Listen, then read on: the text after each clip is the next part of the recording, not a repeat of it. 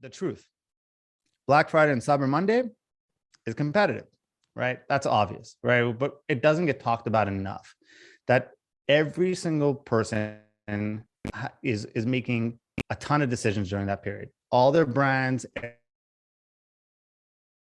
everything they love is going on sale. They have a ton of decisions that they need to make that advertisers, I don't take into consideration, right? They just think, all right, I'm going to put this up 50% off, put it out in front of people, and then I'll get people to buy. That works really nice. But when you can't distinguish why they should be doing business with you, what makes you unique and what makes you different, yes, that goes for all year round. But on Black Friday, Cyber Monday, to stand out, like, look at those shelves, right? I always look at the grocery store and I compare it to e-commerce. That's really what the online world looks like to people who aren't in this space, right? It's a very weird thing. We're all in this world, so we can see things differently. We all think our ads are different.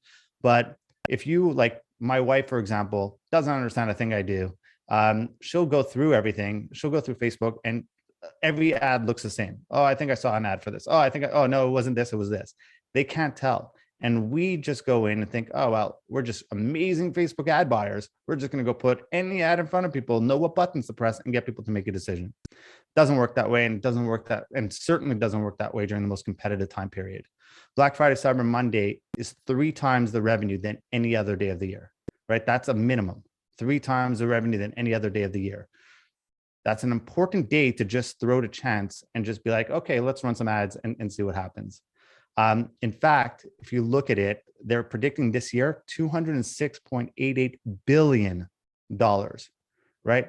That's up from 2020, which was COVID, which everyone talked about, the biggest e-com year. Things are great, by over $20 billion, right? So we're expecting a big change, and that number is going to keep growing up because, I mean, that's the trend, right? People are adapting to online a lot more. That's what last year did.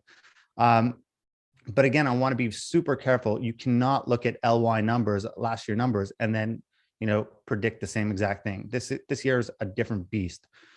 We have bigger players coming into the Facebook market right now, throwing ad dollars in, and then you have the death by a million cuts, right? So you have 2 big factors of why advertising is going up and will go up, especially during the holiday season. And one is you have the big players who never really took Facebook ads seriously until they saw what happened during the COVID period, and they're throwing millions and millions and millions of dollars into it. And guess what? They don't care about ROAS. And I'll get to that in a second. The big players bid up for impressions, right? They just want to get in front of people. That's who you're competing with from $1 million standpoint. And then you have Harley from Shopify say that every 28 seconds, a new store gets their first sale, right? So then you have the small stores who have a budget of maybe $1,000 to $5,000 a month on ads, but that all adds up. When you have hundreds and hundreds of thousands of small stores spending $5,000 a month, it adds up. And that's why the rising cost of advertising is going to go up and continue going up as long as we show that e-commerce is not the future, but the now. That's why they're going to keep going up.